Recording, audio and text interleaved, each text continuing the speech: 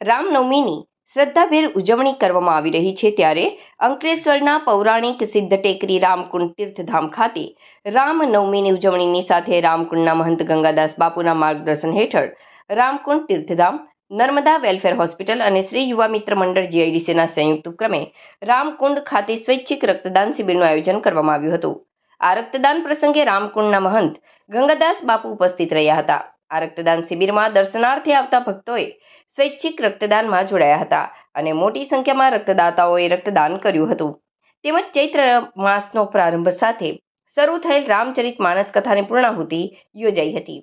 તીર્થક્ષેત્ર રામકુંડના 67મા વાર્ષિક ઉત્સવ નિમિત્તે 1008 શ્રી મહંત ગંગાદાસ બાપુના માર્ગદર્શન હેઠળ વિવિધ ધાર્મિક કાર્યક્રમો યોજવામાં આવ્યા હતા. રાજકોટવાળા સતીશ મહારાજ શ્રી રામચરિત માનસ કથાનું અમૃતમય વાણીમાં રસપાન 9 દિવસ કરાવી ભક્તોને ભક્તિમાં રસમાં તરબોળ કર્યા હતા. આ પ્રસંગે હજારો ભક્તોએ છેલ્લા 9 દિવસથી કથાનું રસપાન કરી ધન્યતા અનુભવી હતી.